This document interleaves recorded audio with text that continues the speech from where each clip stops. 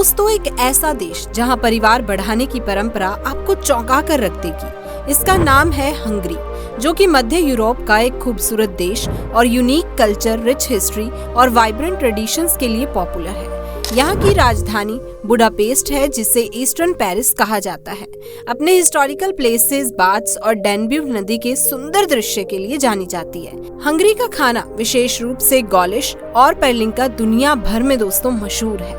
इस देश की भाषा हंगरियन अपनी विशेषताओं के लिए जानी जाती है और इसे सीखना थोड़ा सा डिफिकल्ट हो सकता है। हंगरी का इतिहास भी दोस्तों काफी इंटरेस्टिंग है, जिसमें रोमन काल से लेकर एस्ट्रो हंगेरियन एम्पायर तक के कई उतार चढ़ाव शामिल हैं। यहाँ की लोक कला, संगीत और नृत्य जैसे कि मशहूर फोक डांस इसके सांस्कृतिक धरोहर का अभिन्न हिस्सा है। आपको बता दें, इस देश में ही हुआ था दोस्तों पेन का आविष्कार। इस देश को मिले हैं 13 नोबेल प्राइज। यहाँ मौजूद है यूरोप की तीसरी सबसे बड़ी इमारत। यहाँ पर कई राजाओं ने शासन किया। बाज यहाँ की पहचान है। दोस्तों, ये इतना मशहूर देश है कि जितने यहाँ पर लोग नहीं रहते, उससे ज्यादा टूरिस्ट हर साल इसे देखने और घूमने आते हैं। एक ऐसा खूबसूरत देश जहाँ पहले बच्चे के जन्म पर मिलते हैं पूरे 30 लाख रुपए। एक ऐसा देश जहाँ दूसरे बच्चे पर मिलते हैं 20 लाख रुपए। और एक ऐसा देश जहाँ पुरुषों के मुकाबले महिलाओं की संख्या ज्यादा है। यहाँ मिलता है तीसरे बच्चा करने पर फिर से 23 लाख। इस देश की आबादी दोस्तों लगातार घटती जा रही है, जिस वजह से यहाँ बच्चे करने के लिए लाखों रुपए माता पिता को सरकार दे रही है। और इस देश में जितने बच्चे जो पैदा करेगा, उसे उतनी ही ज्यादा फैसिलिटीज दी जाएंगी। ये सब पिछले 10 सालों से इस देश में हो रहा है। फिर भी यहाँ के लोग परिवार बढ़ा ही नहीं रहे, क्योंकि यहाँ पर पुरुषों की भी कमी है और लोग अपने करियर पर ज्यादा ध्यान देते हैं। इसके अलावा इस देश की खूबसूरत इमारतें, साफ सड़कें और इतिहास काफी ज्यादा दिलचस्प है। यहाँ पर 1 करोड़ 60 लाख सैलानी हर साल घूमने आते हैं। यहाँ बहुत सारी ऐसी जगह है जहाँ लोग इकट्ठा होकर साथ में नहाते हैं, जो कि यहाँ की एक पुरानी परंपरा भी है। यहाँ के चर्चे और महल देखने जैसे हैं। दोस्तों, हम बात कर रहे हैं हंगरी देश के बारे में। वीडियो में आगे बढ़ने से पहले इसे एक लाइक जरूर कर दीजिएगा। दोस्तों, इस देश में पिछले कई सालों से पॉपुलेशन का ना बढ़ना परेशानी की बात रही है, जिस वजह से यहाँ पर काम करने और रहने के लिए दूसरे देशों से आए हुए लोगों की गिनती लगातार बढ़ती ही जा रही है। कम पॉपुलेशन मतलब कम काम करने वाले लोग, जिससे देश की कमाई भी कम है। इसीलिए हंगरी में बहुत से ऐसे लोग हैं जो यहाँ के मूल निवासी नहीं, उन्हें काम करने के लिए वहाँ पर रहने दिया जा रहा है। लेकिन 10 साल पहले हंगरी में एक बड़ी अनाउंसमेंट करी गई थी, जिसमें जो परिवार ज्यादा बच्चे करेगा, उसे उतने ही ज्यादा पैसे और फैसिलिटीज दी जाएंगी।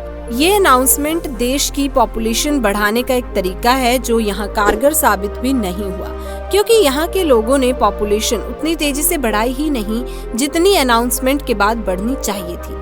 हंगरी में अगर कोई जोड़ा पहले बच्चे को जन्म देता है तो यहाँ उसे सरकार 30 लाख रुपए का लोन देती है, ताकि वो उस बच्चे को अच्छे से पाल सके। इसके बाद जब कोई परिवार यहाँ पर दूसरे बच्चे को जन्म देता है तो उसे लगभग 20 लाख रुपए दिए जाते हैं, और जो पहले बच्चे में 30 लाख रुपए का लोन दिया गया था, उसे भी माफ कर दिया जाता है। अभी बात खत्म नहीं हुई। तीसरे बच्चे को जन्म देने पर यहाँ परिवार को 23 लाख रुपए फिर से दिए जाते हैं, ताकि वो एक घर खरीद सके। ये स्कीम तीसरे बच्चे पर ही खत्म नहीं हो जाती। अगर परिवार चौथा बच्चा भी करता है तो उसके माता पिता जीवन भर जितना भी पैसा कमाएंगे, उन्हें टैक्स कभी भी नहीं चुकाना होगा। इतनी सारी फैसिलिटीज देने के बावजूद भी यहाँ की पॉपुलेशन उतनी तेजी से बढ़ ही नहीं रही, क्योंकि यहाँ के लोग मानते हैं कि अगर उन्होंने ज्यादा बच्चे किए तो वो काम पर नहीं जा सकेंगे और अपने करियर में आगे बढ़ नहीं सकेंगे।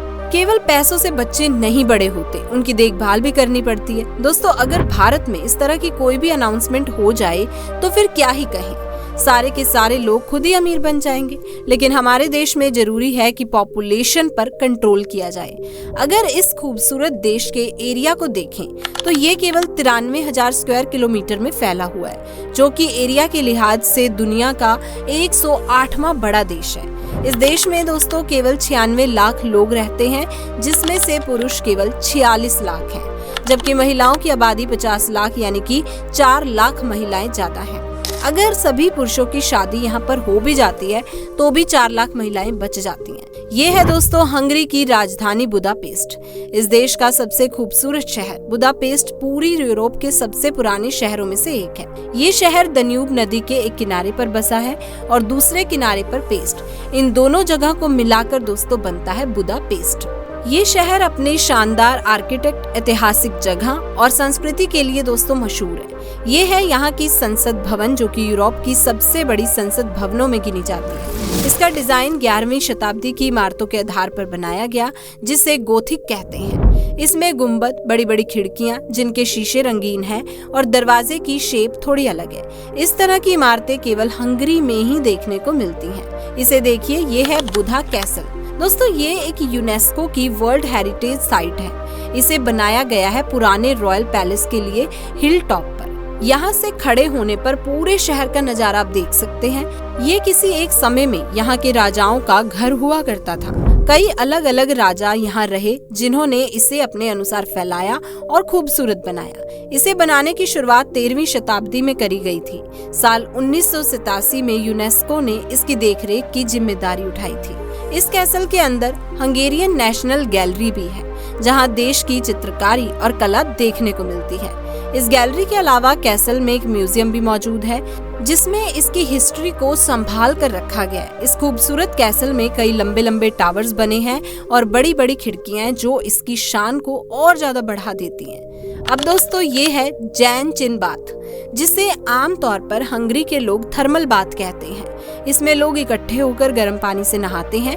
ये दोस्तों स्नान घर नेचुरल थर्मल स्प्रिंग से पानी लेता है, जो जमीन के नीचे गर्म होता है। इस पानी में कई तरह के मिनरल्स मौजूद होते हैं, जो शरीर की चमड़ी के लिए फायदेमंद है। लोग इस गर्म पानी से घंटों नहाते हैं और यहीं पर आराम करते हैं। इसके बाहर एक गार्डन भी बना हुआ है, जहां लोग अक्सर नहाने के बाद जाते हैं। इस तरह के दोस्तों स्नान घर हंगरी में हर जगह देखने को मिलते हैं।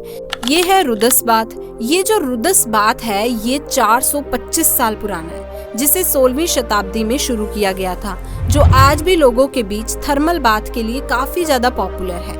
ये है दोस्तों हंगरी की सबसे बड़ी और यूरोप की दूसरी सबसे बड़ी नदी, जिसका नाम है दन्यूब। यहाँ के लोग हंगेरियन भाषा बोलते हैं। इसका नाम बोलना काफी मुश्किल है। ये यूरेलिक भाषा का ही एक हिस्सा है। इसके अलावा हंगेरियन यहाँ की नेशनल लैंग्वेज भी है। आज जिस बॉल पेन का इस्तेमाल पूरी दुनिया कर रही है, इसकी खोज हंगरी में ही करी गई थी।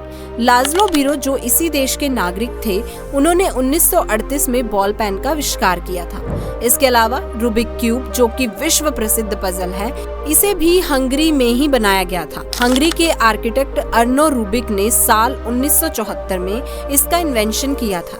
उन्हीं के नाम पर इस पजल का नाम है रूबिक क्यूब। अगर दोस्तों आप बहुत ही कम खर्चे में किसी खूबसूरत देश में घूमना चाहते हैं, तो इसके लिए हंगरी सबसे ज्यादा अच्छा विकल्प है, क्योंकि भारत के केवल 23 पैसे हंगरी के एक फॉरेंट के बराबर है। ये है इस देश की करेंसी, जिसे हंगरी फॉरेंट कहा जाता है।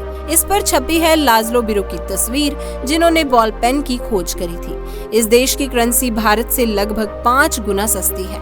यहाँ सैलानियों को महीने भर के लिए एक बेडरूम वाला कमरा केवल 20 से 25 हजार में मिल जाता है, वो भी राजधानी बुदापेस्ट में। इसके अलावा दोस्तों केवल 200 से 300 में यहाँ अच्छी जगह पर बैठकर आप खाना खा सकते हैं। वहीं अगर खुद खाना बनाना है तो 2000 रुपए में अच्छे इंग्रेडिएंट्स मिल जाते हैं। घूमने के लिहाज से ये देश न केवल सस्ता बल्कि पूरी तरह से सिक्योर भी है। यहाँ क्राइम दोस्तों 1% से भी कम है। इसकी खूबसूरत इमारतें, खाना, इतिहास और सुंदर अकेली महिलाओं की वजह से हर साल इस देश में 1 करोड़ 60 लाख सैलानी घूमने आते हैं। इतना तो यहाँ की आबादी भी नहीं है। बहुत से लोग ऐसे हैं जो इस सुंदर से देश में हनीमून मनाने भी आते हैं, क्योंकि यहाँ नज़ारे ही ऐसे हैं और ऊपर से ये सस्ता भी है। दोस्तों आपको जानकर हैरानी होगी कि इस देश में बच्चे का नाम माता पिता यानी कि पेरेंट्स नहीं रखते। जब यहाँ कोई बच्चा जन्म लेता है तो उसका नाम रखने के लिए गवर्नमेंट ने पहले से ही एक लिस्ट बनाई हुई है, जिसमें एक लिस्ट लड़के के नाम की है और दूसरी लिस्ट लड़कियों के नाम की। पेरेंट्स इस लिस्ट से बच्चों के लिए एक नाम चुनते हैं और फिर उसे हंगरी एकेडमिक साइंस के पास भेजा जाता है। अगर नाम स्वीकार कर लिया गया तभी आप उस बच्चे का नाम रख सकते हैं। ये देश एक लैंड लॉक कंट्री है, यानी इसके चारों तरफ कोई ना कोई देश मौजूद है। हंगरी के उत्तर में स्लोवाकिया, पूर्व में यूक्रेन, दक्षिण पूर्व में रोमानिया, दक्षिण दिशा में सर्बिया, दक्षिण पश्चिम छोर पर क्रोएशिया, पश्चिम की तरफ स्लोवेनिया और उत्तर पश्चिम की दिशा में ऑस्ट्रिया है। हंगरी में दोस्तों एक रेलवे स्टेशन ऐसा भी है जहां 10 से 14 साल के बच्चे टिकट काउंटर पर खड़े होते हैं और टीटी का काम भी करते हैं। इसे चिल्ड्रन रेलवे कहते हैं। ये रेलवे लाइन राजधानी बुदापेस्ट के पास बुदा हिल्स में मौजूद है। ये बच्चे एक ट्रेनिंग कोर्स के बाद यहाँ अलग अलग रोल को संभालते हैं, जिसमें उन्हें रेलवे की बेसिक जानकारी दी जाती है। बच्चों के साथ हमेशा एक बड़ा आदमी भी होता है इनकी सिक्योरिटी के लिए। हंगरी की मेट्रो दोस्तों काफी पुरानी मानी जाती है, जिसे 1896 से शुरू कर दिया गया था। इस देश के लोगों को पानी से बहुत ही प्यार है। यहाँ बहुत सारे इंडोर और आउटडोर स्विमिंग पूल बने हुए हैं। यहाँ के ज्यादातर लोग तैराकी करना जानते हैं। लाज़लो जो एक हंगरी के तैराक हैं, इन्होंने सिंगल स्विमिंग ओलंपिक में सबसे ज्यादा गोल्ड मेडल हासिल किए थे। ये देश 1896 में स्थापित किया गया, जो कि आगे चलकर सोवियत यूनियन का हिस्सा बना। फिर कुछ समय के बाद हंगरी इससे अलग हुआ और खुद को दोस्तों एक लोकतांत्रिक देश घोषित किया। यहाँ पूरी दुनिया में कोई शराब या बियर पीता है, वो अपने गिलास चीयर्स जरूर करता है, लेकिन हंगरी में ऐसा बिल्कुल भी नहीं है। यहाँ के लोग कभी अपने गिलास को चीयर्स नहीं करते, क्योंकि जब हंगरी और ऑस्ट्रिया के बीच युद्ध हुआ था तब हंगरी हार गया था और ऑस्ट्रिया ने अपनी जीत के लिए बियर को चीयर्स करके पिया था। इसीलिए यहाँ के लोग कभी भी चीयर्स नहीं करते। हंगरी के लोग जितने ही दोस्तों खूबसूरत हैं, उतने ही वो इंटेलिजेंट भी। तभी तो इस देश ने अब तक 13 नोबेल प्राइज जीते हैं, physics, medical field, chemistry, literature और इकोनॉमिक्स में। कुल मिलाकर 13 नोबेल प्राइज इस देश के नाम है। लेकिन एक एरिया में इस देश को कभी भी नोबेल प्राइज नहीं मिला, और वो है शांति के क्षेत्र में। वहीं भारत के कैलाश सत्यार्थी को साल 2014 में शांति के क्षेत्र में नोबेल प्राइज दिया गया था।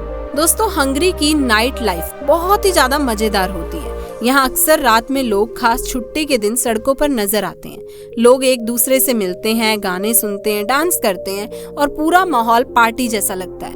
ऐसा माना जाता है अगर कोई हंगरी गया और उसने बुदापेस्ट की रात को नहीं देखा तो उनका सफर कुछ फीका ही रह जाता है। यहाँ एक गांव है तिहानी, जो सिर्फ 8 स्क्वायर किलोमीटर के एरिया में बसा हुआ है। इसके बगल में है लेक बॉल्टन, जो कि बहुत ही सुंदर झील है। यहाँ ढेरों रिजॉर्ट्स हैं जो बड़े ही सुंदर तरीके से बनाए गए हैं। जिन्हें नाव चलाना पसंद है वो अक्सर इस झील के पास आते हैं। ये एक तरह का मैन मेड आइलैंड है, जिसमें लोग मछली भी पकड़ सकते हैं। दोस्तों हंगरी की 96 लाख की पॉपुलेशन में लगभग 50% लोग ईसाई धर्म की अलग अलग शाखाओं को फॉलो करते हैं, जबकि 18 से 20% लोग ऐसे हैं जिन्हें किसी भी धर्म पर यकीन ही नहीं है। यहाँ 0.1% इस्लाम को मानने वाले हैं और 0.01% हिंदू हैं। 30% अलग अलग धर्मों के लोग यहाँ पर रहते हैं। वैसे दोस्तों ये एक धर्मनिरपेक्ष देश है। पहले यहाँ यहूदियों की भी अच्छी खासी आबादी थी, लेकिन अब उनकी संख्या यहाँ काफी कम है। हंगरी में 1 या 2 तरह के अंगूर नहीं मिलते, बल्कि यहाँ पर 8 तरह के अंगूर की किस्में पाई जाती हैं। यहाँ की नेशनल डिश है गुलाश, जो कि दोस्तों एक तरह का स्टू है, जिसे मीट और सब्जियों के साथ ज्यादा मसाले डालकर तैयार किया जाता है। इसके अलावा यहाँ कई तरह के सूप भी मिलते हैं, जिन्हें आमतौर पर मछली के सूप के रूप में देखा जाता है, क्योंकि ये ज्यादातर मछलियों के सूप से बनाए जाते हैं। दोस्तों हंगरी के लोगों ने एक बहुत ही अनोखा वर्ल्ड रिकॉर्ड बनाया हुआ है, जिसे गिनीज बुक में भी दर्ज किया गया है। साल 2007 में 6400 लोगों ने हंगरी की संसद के सामने खड़े होकर एक दूसरे को किस किया था, जो दोस्तों बाद में चलकर एक रिकॉर्ड बन गया। इस देश का ज्यादातर पैसा 3 एरिया से आता है। पहला मैन्युफैक्चरिंग, दूसरा खेती और तीसरा सर्विस सेक्टर से। हंगरी में ऑडी, BMW, मर्सिडीज जैसी बड़ी बड़ी कार्स कंपनी के प्लांट है, जहां ये महंगी कार्स और उनके पार्ट्स बनाए जाते हैं। इसके अलावा ऐसे बहुत से इलेक्ट्रॉनिक आइटम और मशीन हैं जो किचन और हार्ड वर्क के लिए इस्तेमाल करी जाती है। उन्हें भी यहाँ बड़े पैमाने पर बनाकर बेचा जाता है। क्योंकि इस देश की जमीन उपजाऊ है, तो यहाँ दोस्तों खेती भी अच्छी खासी होती है। गेहूं, मक्का, फल और सब्जियां ये देश अपने पड़ोसी देशों को बेचता है। इसके अलावा हंगरी की शराब भी बहुत ज्यादा अच्छी क्वांटिटी में पूरी दुनिया भर में एक्सपोर्ट की जाती है। दोस्तों ये है हंगरी का चेन ब्रिज, जो बहुत ही फेमस है पूरे देश में। इसे बनाने की शुरुआत हुई थी 1839 में और 10 सालों बाद यानी कि 1849 में ये चेन ब्रिज बनकर तैयार हुआ। ये ब्रिज हंगरी का पहला परमानेंट स्टोन ब्रिज है। ये ब्रिज दनवा नदी के ऊपर बना है। ये एक सस्पेंशन ब्रिज है जिसमें बड़ी मात्रा में लोहे का इस्तेमाल किया गया है। 18वीं शताब्दी में चेन के जरिए एक ब्रिज बनाना बहुत ही फेमस काम हुआ करता था और उस जमाने में इसे मास्टरपीस कहा जाता था। आज भी दोस्तों ये हंगरी की शान बना हुआ है जिसे बहुत सारे लोग इस्तेमाल भी करते हैं। अब बात करें प्रथम विश्व युद्ध के बाद हंगरी। प्रथम विश्व युद्ध में हंगरी हारने वाले पक्ष में था। 1919 में हंगरी पर लगाए जाने वाले दंडात्मक शांति शर्तों, जिसमें हंगरी के युद्ध पूर्व क्षेत्र का 66% हिस्सा खोना शामिल था, की घोषणा के बाद युद्ध पश्चात गठबंधन सरकार ने इस्तीफा दे दिया। अब इसके बाद सत्ता की बागडोर कम्युनिस्ट नेता बेला कुन के नेतृत्व में समाजवादी कम्युनिस्ट गठबंधन के हाथों में आ गई। कुन ने एक अल्पकालिक सोवियत गणराज्य की स्थापना कर दी। जून 1919 में रोमेनियाई आक्रमण के बाद जब कुन शासन का पतन हुआ तो एडमिरल मिक्लोस होर्थी, जो ऑस्ट्रो हंगेरियन नौसेना में एक अधिकारी थे, एक रूढ़िवादी राष्ट्रवादी गठबंधन के प्रमुख के रूप में सत्ता में आए। इस गठबंधन ने प्रथम विश्व युद्ध के तुरंत बाद हंगरी में लागू किए गए अधिकांश लोकतांत्रिक सुधारों को रद्द कर दिया। हैडबर्ग राजा के रीजेंट का पद संभालते हुए, जो हंगरी में कभी वापस नहीं लौटेगा। होर्थी ने अगले 24 वर्षों तक एक सत्तावादी लगभग सामंती कुलीन शासन प्रणाली की अध्यक्षता की, जिसमें फिर भी एक कार्यशील संसद थी और राजनीतिक विरोध की अनुमति थी। रूढ़िवादी कुलीन तंत्र का विरोध करने वालों में मध्य वर्ग और श्रमिक वर्ग के मूल के कट्टरपंथी राष्ट्रवाद और फांसीवादी शामिल थे। इनमें से कई राजनेताओं ने यहूदी प्रश्न को हल करने के लिए और अधिक कट्टरपंथी कदम उठाने का आह्वान किया। अब 1941 की जनगणना के अनुसार हंगरी में हाल ही में शामिल किए गए क्षेत्रों सहित यहूदियों की पॉपुलेशन 825,000 थी, जो टोटल पॉपुलेशन का 6% से भी कम था। इस आंकड़े में ईसाई धर्म में परिवर्तित 1 लाख लोग शामिल थे, जिन्हें 1938 और 1941 के बीच पारित हंगरी के नस्ल कानूनों के तहत यहूदियों के रूप में बांटा गया। हंगरी के नस्लीय कानून जर्मनी के नुरनबर्ग कानूनों पर आधारित थे। उन्होंने 1867 में हंगरी में यहूदियों को दी गई समान नागरिकता की स्थिति को उलट दिया।